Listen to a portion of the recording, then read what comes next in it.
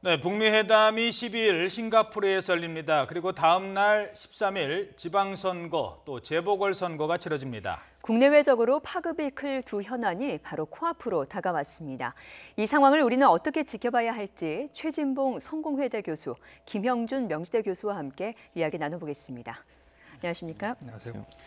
자, 일단 북미 회담은 전문가는 아니시니까 북미 회담 쪽으로는요. 그게 우리 정치에 이제 미치는 영향에 대해서 집중적으로 살펴보겠습니다. 오늘 저희들이 전해드린 뉴스에 의하면 북미 회담이 잘 되면 다음 날 종전 선언을 할 가능성이 있고 그날 남한, 북한, 미국 그러니까 남북미 문재인 대통령도 거기 가서 같이 종전 선언을 한다라는 얘기가 있습니다. 만약에 그게 현실화된다면 그거는 선거에 어떤 영향을 미치는 겁니까? 지방선거는 사라지고 예. 한반도 평화체제가 모든 이슈를 아마 선점하겠죠. 예. 그러니까 결과적으로 보면은 현재 집권당이 유리한 선거 환경이 조성되고 있는데 더불어서 가장 우리가 시대정신이란 말을 많이 하거든요. 예. 네. 시대정신은 시대과자랑 다른 거가요. 반드시 해야 되지만 한 번도 해보지 못한 것을 싫어하는 걸 시대정신이라고 한다면 예. 네. 저는 통일이 결국 시대정신인 거죠. 그러니까 한반도 평화체제가 시대정신이라고 한다면 그건 엄청난 그 나름대로의 파괴력을 갖는 거라고 볼 수가 있는 것이고요. 예. 이것은 결국은 유권자들, 특히 누구를 찍을지 결정하지 못한 부동층에게 상당한 영향을 줄 수 있는 부분들이 있는 것이고요. 예. 이것은 결국은 지방선거에 상당히 나름대로 영향을 미칠 수 있는 메가톤급 변수로 작동될 가능성은 있다고 봅니다. 예. 네, 메가톤급 변수다. 지금 그래서 그런지 오늘 이제 트럼프 대통령 입에서 종전 선언이라는 말이 처음 나왔기 때문에 정치권에서도 반응을 빨리 내놨습니다. 여야 4당은 모두 다 환영을 한다는 입장인 반면에 한국당만 이제 장제원 대변인 구두로 좀 지켜보겠다. 이런 반응을 내놨거든요. 어떻게 보시나요? 아무래도 종전선언이 되면 만약 하게 되면 그것이 정말 선거에 큰 영향을 미칠 수밖에 없는 것이죠.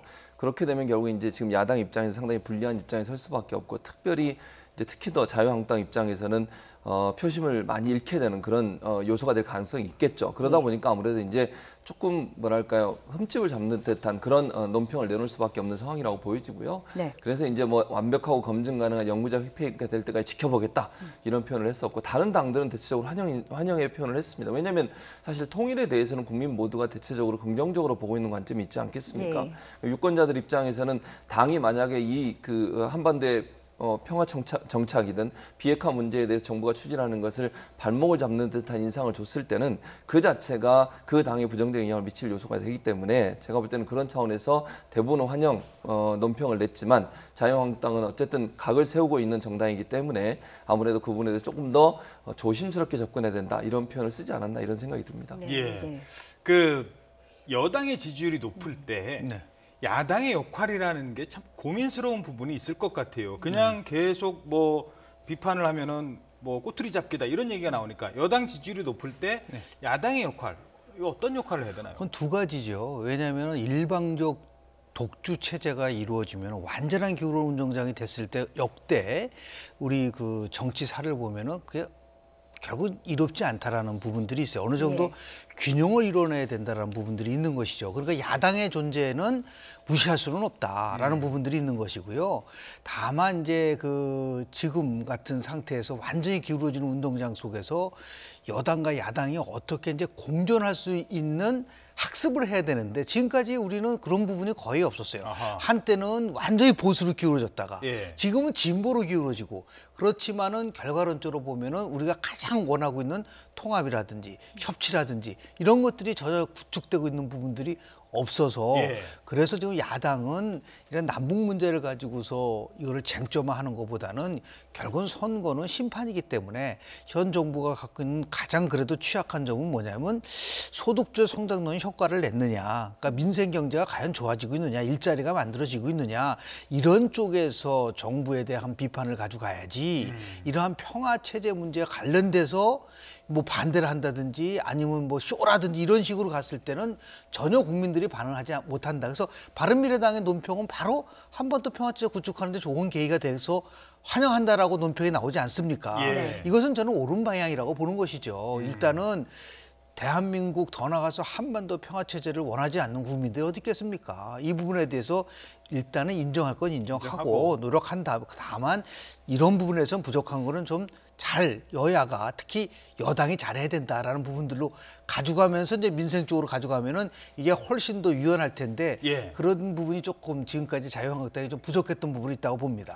자, 그런데 이게 다른 뭐 경제나 이런 것들은 뭐 한순간에 뭐 무너지거나 그러지는 않지 않습니까? 네.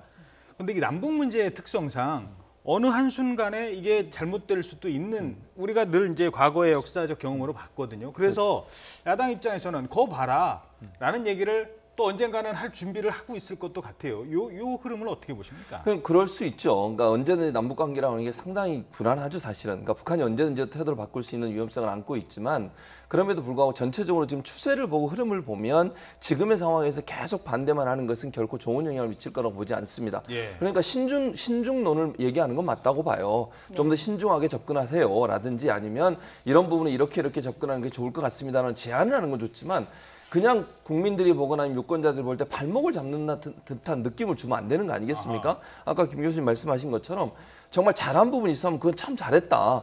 그러나 이런 부분들은 조금 더 주의 있게 가는 게 좋겠다. 이렇게 얘기하면 보수 진영이라면 유권자들 입장에 좀 더 마음이 기울어지는 부분이 있다고 봐요. 그런데 무작정 모든 게 다 잘못했다고 얘기해버리면 그럼 지금까지 뭐 다른 정당들이 얘기하고 또 민주당이나 아니면 청와대가 추진하고 있는 남북 정상회담이나 아니면 북미 정상회담의 어떤 부분들이 하나도 좋은 게 없다는 걸로 보여줄 수밖에 없는 거잖아요. 그건 결국 유권자들한테 발목 잡기다. 저거는 정쟁의 대상으로 삼는 거지 진정성이 없거나 하는 느낌을 줄 수밖에 없거든요. 그래서 아까 말씀하신 것처럼 첫째는 잘한 부분은 칭찬하고 그럼에도 불구하고 신중하게 가야 될 부분이 있다고 하면 그 부분을 계속 얘기하면서 만약에 남북관계가 틀어져서 그 부분이 문제가 되면 그걸 집중 공격할 수 있는 요소는 되지 않겠습니까? 그래서 그런 부분들을 좀 자유한국당이 좀 견지했으면 좋겠다 이런 생각이 듭니다. 예. 네.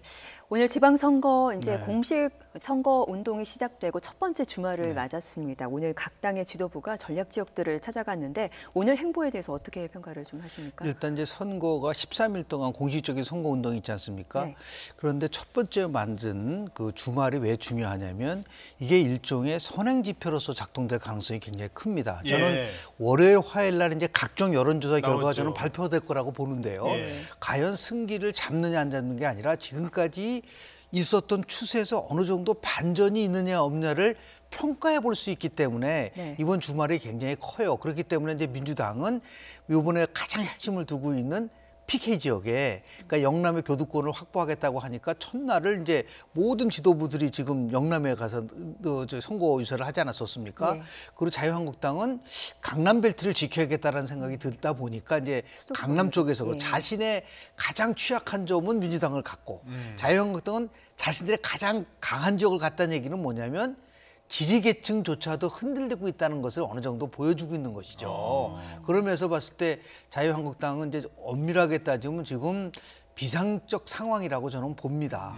왜냐하면 뭐 대표가 가는데도 불구하고 후보가 보이지 않는 아주 기이한 현상들이 나타난 것들이 지금 우리 보도를 통해서 나타나고 있지 않습니까? 예. 그 영남 지역이 과거 달리 TK 쪽도 과거에는 뭐 압도적으로 보수 자유한국당의 텃밭이었는데 각종 여론조사 결과를 보면 또 이게 지금 민주당에서 이렇게 치고 올라가는 부분들이 있어요. 네. 이렇게 해서 이제 앞으로 자유한국당이든 바른미래당이든 이 민주평화당이든 야당의 같은 경우는 어떻게 야당의 존재감을 드러낼 수 있는 자신들이 주도할 수 있는 어젠다와 이슈를 어떻게 국민들에게 공감을 만들어낼 것이냐라고 하는 이 부분 속의 숙제를 저는 안고 있다고 봅니다. 예. 네. 뭐 이따가 잠시 더 짚어볼 수도 있겠습니다만 오늘 눈에 띄는 게 바로 이제 민주당이 첫 주말 유세를 그냥 저 부산 경남을 그렇죠. 공략했다는 거예요. 네. 평소 같았으면 아마 그러지 않았을 수도 있을 텐데 이번에 뭔가 다르다, 해볼만하다 이런 생각이었어요. 그럼요. 그럴 가능성이 있다고 봐요. 지금 오거돈 후보하고 김경수 후보 그리고 창원 시장 같은 경우도 상당히 유리한 위치에 있는 것으로 지금 판세가 분석되고 있습니다. 물론 뭐 그게 끝까지 갈 거냐는 두고 봐야 되지만 지금의 판세만 분석해 보면 부산 그다음에 경남 그리고 창원까지 사실은 야권이 그전에 갖고 있던 지역구들을 전부 다 지금 여권이 가져올 수 있는 상황이 됐거든요. 그러다 보니까 아무래도 이 분위기를 조금 더 띄울 필요가 있다. 그리고 어쨌든 TK까지는 갈 수 없을 수도 있겠지만 PK PK를 중심으로 해서 경북 지역이나 아니면 경상도 지역을 일정 부분 좀 교두보를 확보해서 이제는 좀 뭐 호남 정당이냐 아니면 수도권 호남 지역만 집중적으로 가지고 있었던 의석들을 자꾸 이제 PK나 TK 쪽으로 확산시키려는 의도를 갖고 있다고 보여지고요. 그런 차원에서 본다고 하면 승기를 어느 정도 잡을 수 있는 기회가 되고 있는 PK 지역을 집중 공략해서 그 영향력과 그 어떤 여론의 지지도가 TK 지역까지도 영향을 미칠 수 있도록 하는 그런 확산의 어떤 모멘텀을 만들고 싶은 의도가 있어서 아마 PK 지역으로 달려간 게 아닌가 이런 생각이 듭니다. 네. 예. 표심을 가늠해 볼 수 있고 또 표심에 영향을 줄 수 있는 첫 번째 주말인 만큼 두 대표의 발언이 굉장히 오늘 강했습니다. 한번 강한 발언으로 시작한 표심 전략 한번 들어보고 이어가도록 하겠습니다. 저 빨간당에 찍는 표는 다 적폐를 용인하고 적폐를 손들어주는 표가 될 겁니다. 결코 시민 여러분에게 눈꽃만큼도 도움되지 않은 투표가 될 겁니다. 나라 전체가 아무것도 되는 게 없는데 대통령은 김정은이한테 목숨 걸고 있다. 대한민국 경제 살릴 생각은 안 하고 북한 경제 살린다고 지금 난리예요. 예. 자, 이게 뭐 지금 두 대표의 얘기를 간단하게 요약하면 이번에 자유한국당 찍으면은 적폐를 용인하는 거다라고 하니까 대한민국 경제 살릴 생각 안 하고 북한 경제를 지금 살리려고 한다. 이렇게 지금 아마 이제 듣는 사람들한테 팍팍 이제 와닿을 거다라고 해서 던진 메시지 같은데 어떻게 근데 분석하십니까? 크게 선거 13일도 쪼개면 한 3단계로 나눠지는데요. 한 처음 5일 동안은 집토끼를 잡는 쪽으로 보통 그 집중을 합니다. 예. 자기 지지층을 위한 메시지를 전달하는 거거든요. 지금 그럴 때군요. 그럴 때 그죠. 근데 이제 마지막에 가면 이제 부동층을 흡수하니까 중도를 선점해야 된다는 그런 거가 있으면 저런 식의 캠페인은 안 합니다. 그렇죠. 만약에 저런 식 캠페인을 계속하면 저거는 어리석은 캠페인인 거예요. 그렇지만 이제 처음에 시작할 때는 집토끼를 잡아야 하니까 저런 식으로 이제 강한 어조로 가지고 가는데 이게 시간이 흐르면 흐를수록 유권자들은 저러한 부정의 언어보다는 긍정의 언어를 많이 쓰는 쪽에 귀를 기울인다는 것이죠. 예. 그렇지만 어쩔 수는 없어요. 왜냐하면 초창기 때는 저런 식으로 해서 자신의 지지층을 결집시키고 그리고 이제 산토끼라는 것은 이제 자신의 지지층 외연을 확대하는 쪽으로 가야 되는 부분들이 있는데요. 그렇죠. 저는 뭐 빨강을 찍으면 적폐를 용인하다라는 거는 너무 강한 겁니다. 그거는 예를 들어서 그러면 협치는 어떻게 하겠습니까? 예. 예를 들어서 저 선거라는 거는 지금은 암만 중요하더라도 선거 이후에 여야가 함께 국정을 논의할 수 있고 야당도 하나의 국정 운영의 파트너라는 인식을 가져야지 전면적으로 부정하고 그리고 또 더 이상은 상대하지는 않아야 된다. 이거는 제가 볼 때는 별로 이렇게 바람직한 전략은 아니라고 보는데요. 다만 이제 지금은 선거 초기니까 저런 발언이 나온다고 보는데 네. 결국은 마지막 표심에서 지방선거 끝나고 나서 조사를 해보면요. 일주일 전까지도 누구를 찍을지 결정하지 못했다는 그런 그 비율이 한 40% 정도 됩니다. 부동층이요? 부동층이. 그러니까 예. 굉장히 커요. 대통령 선거 같은 경우는 한 20% 정도 되는데요. 그러니까 나머지 이제 한 선거 일주일 다음 주 정도 되는 거죠. 그때는 지금과 같은 강하고 그리고 부정의 이러한 그 언어를 쓰는 전략보다는 포용적이고 긍정이고 미래지향적인 이러한 그런 방향으로 조금 전환하는 것이 여야 모두에게 좀 유리할 수 있다는 말씀을 좀 드립니다. 예, 그렇군요. 네. 아까 김 교수님이 잠시 얘기를 해줬지만 이렇게 한 대표가 지원 유세를 갔는데 그 후보가 없는 경우도 발생했다 이런 이야기를 해주셨어요. 지금 상황을 보면 대표들이 현장에 가서 발언을 하고 이런 순서들이 있는데 어떻게 보면 축구로 치자면 최전방 공격수로 지금 나서는 셈 아닙니까? 그렇죠. 그런데도 이게 역효과가 발생할 수도 있다는 그런 얘기인 것 같아요. 그렇죠. 아무래도 홍준표 대표가 대표적인 지금 예. 사례라고 볼 수 있을 텐데 일반적으로요. 아무리 바쁜 일이 있어도 물론 그렇게 이유는 그렇게 얘기했어요. 다른 일정 때문에 참석하지 못했다고 얘기했지만 상식적으로 생각해서 당 대표가 와서 지원 유세를 하는데 후보가 가지 않는다? 아무리 바쁜 일정이 있어도 대체적으로 갑니다 거기에. 예. 그게 일반적이거든요. 그런데 이번에 몇몇 선거구에서 홍준표 대표가 갔음에도 불구하고 그 후보들이 거기에 나오질 않았어요. 그걸 우리가 어떻게 분석해 볼 수 있겠습니까? 홍준표 대표가 와서 지원 유세하는 것이 본인의 선거에 별 도움이 안 된다고 판단해서 그런 거 아니겠습니까?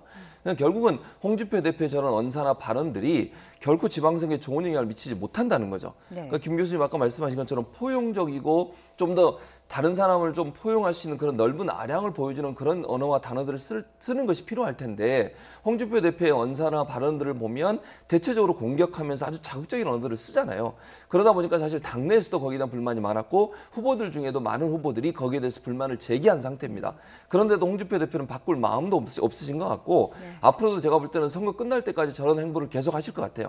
그렇다고 하면 이제 후보들 입장에서는 차라리 내가 내 능력, 나의 어떤 능력, 그다음에 내 이름 걸고 뛰는 게 낫지 홍준표 대표나 자유한국당 명패를 달고 뛰는 것이 결코 도움이 안 된다라고 판단해서 아마 저기 지금 이름이 나오고 있는 세 분 같은 경우에는 일부러 참석을 안 한 게 아닌가 이런 생각이 듭니다. 네. 예, 알겠습니다. 자, 지역별로 하나 몇 군데 살펴보죠. 먼저 서울시장인데요. 뭐 지금 선거가 뭐 여론조사 공표 기간이 아닌 건 아니니까요. 지금 뭐 여론조사를 통해서 나오는 걸로 봤을 때 1등 싸움이 아니라 지금 2, 3등이 누구냐라고 치열하게 다투는 것 아니냐 이런 분석도 있거든요. 그런 분석이 있습니다. 왜냐하면 이게 안철수 대표 입장에서는 전 대표죠. 안철수 후보 입장에서 상당히 중요하다고 저는 보거든요. 그러니까 지금의 판세가 그대로 간다고 하면 그것도 뭐 우리가 단정적으로 누가 당선된다 이렇게 얘기할 수는 없지만 지금의 판세를 그대로 가는 것을 가정해서 본다고 하면 뭐 당선 가능성이 없다고 하면 최소한 유의미한 2등이라도 해야 됩니다. 그래야 다음번 어떤 자기의 자세나 아니면 자기의 어떤 정치적 어떤 암중 모색을 할 수 있는 거 아니겠습니까? 예. 그런데 만약에 이번에 뭐 정말 유의미한 투표율이 안 나오거나 아니면 2등도 못하고 3등을 해보나 이렇게 되면요. 안철수 후보 같은 경우에는 다음의 정치 행보에 상당히 부담이 될 수밖에 없습니다. 정계 은퇴까지도 고려해야 되는 상황이 될 수밖에 없는 것이거든요. 특히 대권을 바라보고 있는 후보라고 하면 이번에 만약 당선은 안 되더라도 유의미한 어떤 선거의 결과를 투표의 결과를 가져와야 다시 한번 본인의 정치적 행보를 할 수 있는 기회를 가질 수 있다는 점 그런 점에서 본다고 하면 안철수 대표도 중요하고 또 하나는 예. 말씀 중에 죄송한데요. 예. 그 유의미한 득표율은 대략 몇 퍼센트? 저는 약 한 40% 정도는 돼야 되지 않을까 하는 생각이 2등을 들어요. 해도 예, 그 정도 30에서 40% 사이인데 예. 가능하면 40%에 가깝게 가는 게 좋겠다는 생각을 하는 거죠. 예. 또 하나는 이제 당적으로 봐도요. 지금 바른미래당과 자유한국당이 야당 중에 어느 야당이 더 선명하고 그다음에 제1야당의 역할을 할 수 있을까 하는 부분에 있어서 또 영향을 미친다고 보거든요. 이제 총선을 앞두고 있는 상황에서 이제 지방선거 끝나면 총선이 이제 얼마 안 남지 않습니까? 예. 그런 상황에서 과연 그러면 자유한국당이 계속 제1당의 자리를 차지할 수 있을 것이냐 아니면 바른미래당이 서울에서의 지지율을 기반으로 해서 새로운 좀 뭐랄까요 중도 보수의 성향을 내세우면서 보수층을 끌어들이면서 자유한국당 일부도 끌어들이는 그런 역할까지 할 수 있는 교두보를 마련할 수 있는 것도 사실은 유의미한 투표율이 나왔을 때 가능하다. 그런 차원에서 본다고 하면 안철수 전 대표 입장에서는 이번 선거가 아주 중요한 선거가 될 수 있다고 근데 봅니다. 2등이 30%를 넘어설지는 조금 이제 좀 지켜봐야 될 것 같고요. 어떻게 보십니까? 뭐 지금 숫자를 얘기하는 게 뭐인데 각 당에서는 뭐 제가 이제 듣는 얘기입니다만 어느 당인지는 얘기하지 않겠습니다. 2등을 하더라도 한 20% 후반대는 돼야 된다. 뭐 이런 얘기들이 지금 나오고 있는 것 같긴 해요. 지난 대통령 선거 때 실은 41.1% 문재인 후보가 얻었고요. 네. 그리고 홍준표 후보가 24%를 얻었습니다. 네. 그리고 지금 이게 안철수 후보가 21.4%를 얻었는데 서울 지역 같은 경우는 오히려 이제 홍준표 후보가 3등을 했고요. 예. 그리고 안철수 후보가 이제 2등을 하지 않았었습니까? 23% 정도로. 예. 근데 지금 이번 서울시장 선거의 가장 특징은 우리가 보통 보면은 뭐 2강 1중 또는 뭐 1강 1중 1약 이렇게 돼 있는데 지금은 1강 2약으로 돼 있는 거예요. 근데 여론조사 추이를 보면은 여전히 한국자유당에는 15% 내지 20%의 고정층이 나올 수밖에 없습니다. 예. 그러니까 선거가 가까이 오면 가까울수록 진보와 보수라고 하는 쪽에서 이제 움직일 수밖에 없는 부분들이 있는 거거든요. 네. 저는 샤이 보수층이 분명히 존재한다고 봅니다. 그렇기 때문에 지금 안철수 지금 후보인 경우는요, 자신이 지난 대통령 선거 때 얻었었던 득표율보다도 과연 더 많이 나올 수가 있느냐. 그거는 결국 기준이 25% 정도예요. 네, 그러니까 네. 25%를 넘지 못하고 나서 만약에 2등하고 3등하고 거의 차이가 없이 그냥 끝나버렸다고 한다면은 제가 볼 때는 굉장히 치명적으로 결국은 그 평가를 받을 수밖에 없는데 다만 이런 식으로 아마 그 평가를 할 수는 있겠죠. 바른미래당의 정당 득표율하고 자유한국당의 정당 득표율하고 광역의회 비례대표를 말씀드리는 겁니다. 예, 예. 그게 과연 얼만큼 나오느냐도 중요한 이제 평가의 대상이 될 수는 있겠으나 예. 문제는 그래도 서울시장 후보로 나왔기 때문에 이게 지금 2등과 3등 간에 있어서의 의미 있는 그러니까 1강 일중일약이 아니라 일강이약으로 끝나버린다고 한다면은 제가 볼 때는 굉장히 그 안철수 후보로서는 어려운 국면으로 돌입할 수밖에 없는 것이고, 또 하나는 뭐냐면 과거 대통령 선거도 우리가 목격을 했지만 선거 전에는 결국은 중도 성향 있는 분들이 굉장히 처음에 지지를 하다가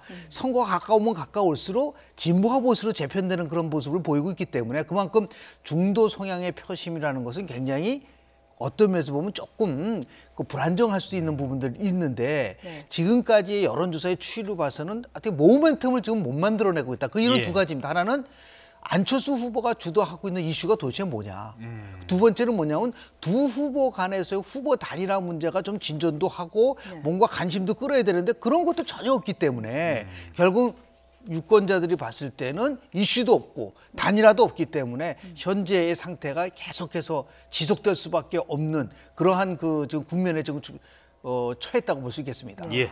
사실 이런 시점 되면 항상 1등을 잡기 위해서 나오는 전략 가운데 하나가 단일화거든요. 근데 이번 선거에서는 유독 단일화 논의도 별로 없을 뿐더러 나왔다 하더라도 그렇게 큰 힘을 발휘하지 못하고 있는 상황이에요. 그렇죠. 네. 지금 이 상황에서 물론 뭐 마지막까지 뭐 그 사무총장, 자유한국당 사무총장 같은 경우 2, 3일 앞두고도 단일화 가능하다고 얘기를 해서 뭐 전혀 가능성이 없다고 얘기할 수는 없겠죠. 뭐 네. 가능성은 남아 있지만 낮다고 봅니다. 가능성은 제가 볼 때 낮다고 보고요. 왜냐하면 지금 인위적으로 두 사람이 만나서 단일화를 위해서 노력을 하거나 이럴 수 있는 상황은 아니고요. 자연스럽게 누구 한 사람이 본인 스스로 포기하는 과정을 통해 단일화가 이루어져야 되는 상황이 됐거든요. 네. 안철수 대표도 전 대표도 그렇게 얘기하고 있지 않습니까? 김문수 후보가 자연스럽게 본인이 그만두는 그런 과정을 통해 단일화가 이루어진다고 얘기를 하고 있는 상황이고 서로가 양보할 마음은 지금은 없는 것 같고 그런 상황이라고 하면 단일화가 일어날 가능성은 낮다고 보고요. 그렇다면 이제 마지막으로 기대할 수 있는 게 결국은 유권자들의 자발적인 단일화예요.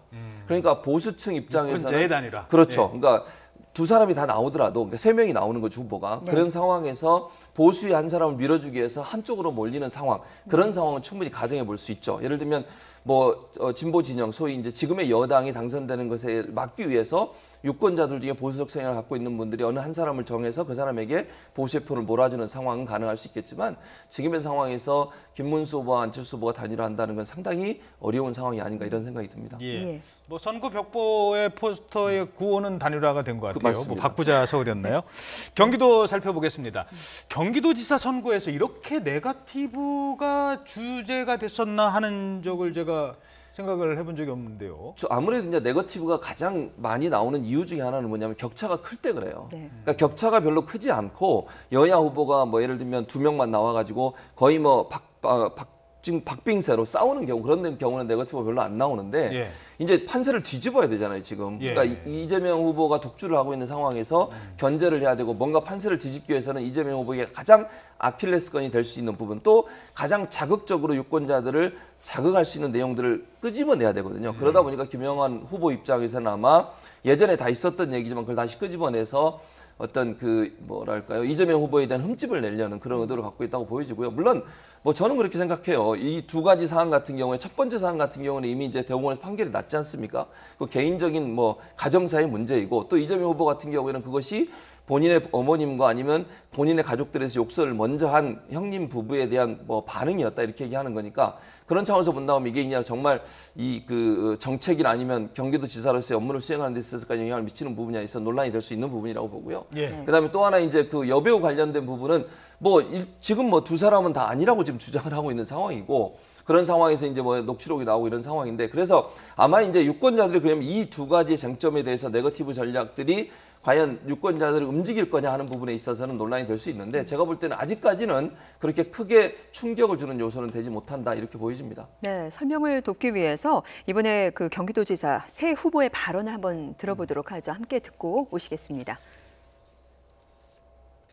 들어보시면 정말 상식적인 폭언이 있고 이런 분이 이제 그 1,300만 경기도지사가 될 경우에 굉장한 갈등과 분노와 갑질이 있을 거라고 전 걱정이 돼요.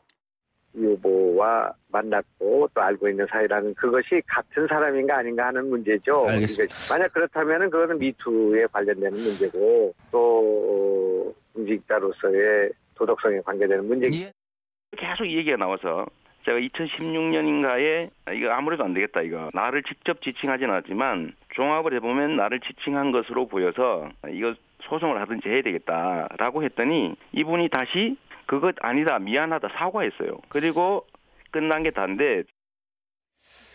자, 교수님, 이 네거티브 전략이라는 게 언제 쓰고 그게 효과가 있습니까? 네, 네거티브적 전략 효과를 가져오려면요, 공식적인 선거 운동이 들어가기 전에는 어느 정도 반응을 합니다.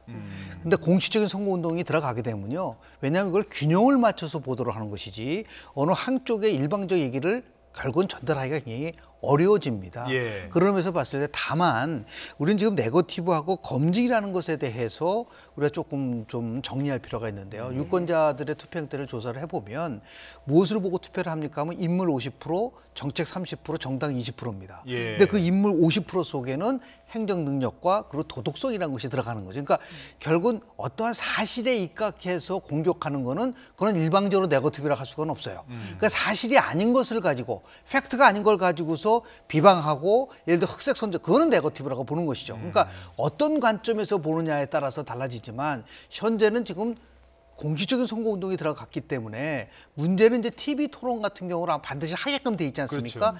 이랬을 때 내가 지지했던 후보를 바꾸는 효과를 가져올 수 있느냐, 네거티브가. 네. 근데 실제로 조사를 해보면은 TV 토론은 설득의 효과보다는 자기 지지하는 사람을 더 지지하는 강화 효과가 굉장히 강하다고 그렇게 얘기를 합니다. 예. 그러니까 일시적으로는 보수층을 결집시킬 수 있는 하나의 그런 그 단서는 제공할 수 있지만 판세를 완전히 다 뒤집는다라고 하기는 아하. 어려울 수도 있기 때문에 오히려 그거보다는 저는 왜 내가 저 상품이 나쁘니까 내 상품을 찍는 것이 아니라 내 상품이 좋으니까 내 상품을 사라고 그렇게 가는 것이 오히려 더 유권자들한테 설득력 있는 그러한 그 전략이라고 볼 수가 있는 거라고 보죠. 예, 알겠습니다. 또 이런 가운데 뭐 경기도지사 뭐 벽보 문제도 발생하고 뭐 여러 가지 또 사건들이 발생을 했더라고요. 예, 어떻게 또 말씀 정리하실까요? 경기도지사 후보 벽보 문제 같은 경우는 이제 선관위가 왜 저렇게 했는지 모르겠어요. 저거는 네. 이제 해명을 해야 한다고 저는 생각을 하고요. 잠시만요. 예. 이제 시청자분들을 위해서 예. 간단히 설명을 드리겠습니다. 벽보가 붙었는데요. 1번, 2번, 3번이어야 되는데 사진 보여주시죠, 화면. 1번, 3번이 됐어요. 이거는 네. 실수겠죠. 실수이든 아니든 저는 예. 해명을 해야 한다고 생각을 해요. 그러니까 저렇게 벽보가 붙었다고 문제가 있는 거 아니겠습니까 지금? 그럼요. 저거는 이번 후보가 뭐 이름 지금 없어진 거잖아요. 예, 여긴 또 지금 2, 3번이 바꾸고, 바뀌었어요. 2, 3번 바뀌고요. 이런 식으로 붙인 것이 물론 누가 저걸 붙였는지 선관위가 물론 관리를 합니다만 아무래도 이제 일하는 사람이 누군지 모르지 않겠습니까? 예. 그럼 선관위가 저런 문제에 있어서는 해명을 하고 왜 이렇게 됐는지 문제가 있다고 하면 사과해야 된다고 생각을 하고요. 네. 후보들에게도 사과해야죠. 저게 만약에 잘못됐다고 하면 저건 선관위가 공정성을 지켜야 되는데 저런 것들 때문에 선관위가 비판을 받을 수도 있지 않겠습니까? 그렇죠. 지금 그래서- 민감한 시기인데. 그렇죠. 그래서 저런 부분들은 선관위가 분명히 좀 원인을 확인하고 왜 이런 일이 벌어졌는지 그리고 만약에 문제가 있다고 하면 사과하고 잘못된 부분들은 수정하는 것이 맞다 이런 생각이 듭니다. 네. 예, 이러니까 남경필 후보 측에서는 저거 고의다. 이제 그렇죠. 그러니까 왜 울고 싶은 사람 뺨 때려준 격 아니냐라는 생각도 들거든요. 중앙선거관리위원회가 대한민국의 선거 관리는 전 세계적으로 명성이 있어요. 예. 가장 그래도 공정하고 그리고 더 나아가서 수많은 경험을 통해서 한 거기 때문에 저거를 고의라는 거는 하고 사고라는 거는 다르거든요. 다르죠. 영어로 하면 액시던트와 인텐션은 완전히 다른 그렇죠. 건데 네. 저걸 고의로 누락했다라고 우리가 단정 짓기는 좀 어려워서 어렵죠. 네. 실수라는 것을 인정한다면 조금 전에 최 교수님 말씀하신 것처럼 그 선거관리위원회에서 이 부분에 대해서는 이제 자체 조사를 하지 않겠습니까? 그 부분에 대해서 그 남경필 후보 측에다가 정확하게 사건 경위에 대한 설명을 해주고 그리고 그것에 해서 하면 되는 거. 오히려 이거를 굉장히 거꾸로요. 예. 대승적 차원에서 남경필 후보 측에서 그건 뭐 실수가 있어서 생각한다라고 하는 게 오히려 더 돋보이는 거예요. 지금 대구시장 선거에서 권영진 후보가 실은 네. 뒤로 까당. 뒤로 까당 넘어졌는데 네, 사건이 있었는데. 자기네 캠프에서는 이거는 테러다고 얘기하니까 권 후보가 뭐라 했어? 그 오히려. 테러 아니다. 예, 예. 이거는 뭐 나는 그렇게 생각하지 않는다. 과했다. 그게 예. 오히려 훨씬 더 성숙한 모습이고 네. 그걸 보면서 권영진 후보가 그래도 괜찮다라는 식으로 생각할 수 있는 거랑 마찬가지로. 지금 저 화면이거든요. 네. 잠깐만 보겠습니다. 돌아서자마자 여성이 네, 와서 그렇습니다. 했는데 저거 처음에는 헐리우드 액션 아니냐라는 네. 얘기까지 나왔어요. 아니 여성이 와서 살짝 부딪혔는데 저기 뒤로 넘어가라는 얘기 논란이 나오니까 이런저런 얘기가 나오니까 이제 말씀하신 것처럼 권영진 후보가 이거 테러 당한 것 수준 아니다. 그렇습니다. 이렇게 얘기를 했습니다. 근데 갑자기 밀어서 넘어진 건 사실인 것 같아요. 그러니까 저렇게 해서 이제 보통 유권자들은 아주 세부적인 것보다도 저 사람이 굉장히 통 큰 그런 리더십을 보여주는구나라는 그런 모습을 보이는 게 오히려 더 득표력으로서는 좋다. 자꾸만 이거를 뭐 고의다 뭐 이런 식으로 몰고 가는 것보다는요. 그 먼저 판단의 문제겠지만은 선거 과정을 연구하는 연구자 입장에서 봤을 때는 예. 조금 좀 방향을 좀 트는 것도 어떻겠는가라는 생각을 좀 조언합니다. 예, 네, 알겠습니다. 자, 이번에는요 시간이 없기 때문에 재보선이 이제 또 치러지지 않습니까? 네. 사실 이번에 재보선이 꽤 많아요. 그러니까 미니 총선급이다라고 그렇습니다. 얘기 들을 만큼 되는데 일단 현재까지 판세 좀 먼저 분석을 해주시죠. 뭐 전체적으로는 아직도 뭐 재보선에서 판세는 뭐 여당이 유리하다고 볼 수 있겠죠. 특히 이제 가장 눈길을 끄는 것이 송파 의리지 않겠습니까? 송파 의 같은 경우에는 거의 뭐 당의 간판이라고 하는 분들이 나와서 지금 뛰고 있는 상황이고, 특별히 이제 야당 같은 경우 두 분이 다 방송 경력을 갖고 계신 분들이어서 이분들이 어떻게 이제 뭐 만약에 단일화를 할 거냐 안 할 거냐 이 부분에 관심이 초점이 맞춰지고 있는데, 대체적으로 보면 단일화는 좀 어렵지 않겠나는 생각은 들어요. 예. 왜냐하면 이제 사실 박종진 후보가 단일화를 시도하려고 했다가 당으로부터 이제 상당히 좀 거기에 대해서 좀 브레이크가 걸리는 그런 상황이 되다 보니까 어떤 형식으로 갈지 좀 이제 논란이 될 수 있을 것 같긴 한데, 그럼에도 불구하고 뭐 단일화는 저는 필요한 부분도 있다고 봐요. 무슨 말씀이냐면 지금 현재 판세로 보면 그냥 3명이 다 나온 상황에서는 최재성 후보가 당선될 가능성이 높아지는 상황이 되는 거거든요. 예. 그러니까 보수표가 갈라지는 그런 상황이 되는 것이고, 그러다 보니까 결국은 송파을에서 만약 보수가 당선이 되려고 하면 어떤 형태로든 유의미한 결과를 내려고 하면 단일화가 필요한 상황인데, 뭐 잘 아시겠지만 박종진 후보 같은 경우에는 바른미래당 안에서 계파 싸움에 어려움을 뚫고 결국 이제 후보로 결정이 됐기 때문에 쉽게 이제 내놓기도 좀 어려운 상황이고, 이러다 보니까 결국 단일화가 상당히 어려울 수도 있는 그런 상황이라는 생각은 듭니다. 예. 교수님 이번 어떻게 선거 보시나요? 최대 승부처는 저는 이제 서울보다는 재보궐선거도 저는 PK 지역이라고 봅니다. 예. 네, 부산의 해운대 을, 그렇죠. 그리고 울산도 있죠. 경남 김해도 있지 않습니까? 네. 이게 왜 중요하냐면 지난 대통령 선거 때예요. 경남 지역은 문재인 후보하고 홍준표 후보가 0.7%포인트 차이밖에 안 났어요. 그랬었죠. 부산은 오히려 더 문재인 후보가 이겼거든요. 그러니까 결국은 이것을 보고 이제 결과가 나와야 되겠지만은 대한민국에서의 영남 지역주의가 와야 되느냐 와야 되지 않냐를 평가할 수 있는 굉장히 중요한 바로미터를 갖고 있는 선거라고 봐요. 네. 의석을 누가 더 많이 갖느냐 문제가 아니라 결국은 뭐냐면 득표력이라든지 어느 의석수라든지 이런 걸 같이 다 감안한다고 한다면 저는 이제 수도권보다는 이 PK 지역에서 어느 정당이 승리할 것인가가 향후 국정 운영을 결정짓는 변수가 될 수 있는 부분이 저는 많다고 보고요. 이것이 이제 앞으로 가상 지도부가 아마 PK 지역에 그냥 모든 총력적으로 집중할 수밖에 없는 요소이지가 아닌가라는 생각을 하게 됩니다. 예. 지금까지 상황 보셨을 때는 어떻게 전망을 좀 하시나요? 예. 지금 거의 대등한 입장인 것 같아요. 입장이다. 그러니까 네. 각종 여론조사 결과를 보더라도 물론 이제 여론조사는 순간에 스냅사진에 불과하기 때문에 예. 그리고 의외로 부동층의 규모가 20 내지 30% 정도로 아직 많습니다. 그러니까 앞으로 남은 한 일주일 남겨놓고 나서요. 제일 중요한 거는 여론조사 공표 금지 바로 직전에 나오는 여론조사 결과가 굉장히 중요합니다. 예. 그거가 바뀐 적이 별로 없어요. 예. 그게 이제 보통 말하는 밴드여건 이펙트. 그러니까 우세자 편승 효과가 있기 때문에 그 당때 블랙아웃 되기 전에요. 금지되기 전에 누가 1등을 하느냐가 아마 우리가 굉장히 관심 있게 봐야 될 거라고 저는 봅니다. 예. 네. 자, 마지막으로 아까 처음에 드렸던 질문으로 다시 돌아가세요. 북미 정상회담이 잘 되는 게 우리 동네 구의원하고 무슨 관계일까요?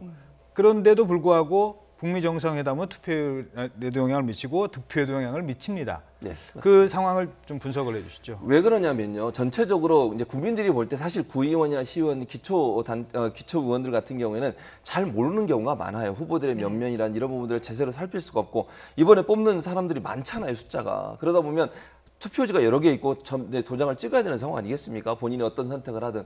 그러다 보면 결국 이제 정당 지지도가 일정 부분 후보들에게 영향을 미치는 경우가 있어요. 예를 들어서 기초단체장이든 아니면 기초단체의 기초 지역의 의원들, 시의원, 구의원 같은 경우에 구의원 이런 의원들 같은 경우는 잘 모르기 때문에 결국은 가장 자기가 원하는 좋아하는 당의 후보를 찍는 경우가 있거든요. 또 예. 처음에 이제 기초단체장이든 아니면 교육감이든 이런 사람을 정하고 나면 그 사람과 같은 당에 있는 사람을 찍는 경향성을 보여주는 경우가 많아요.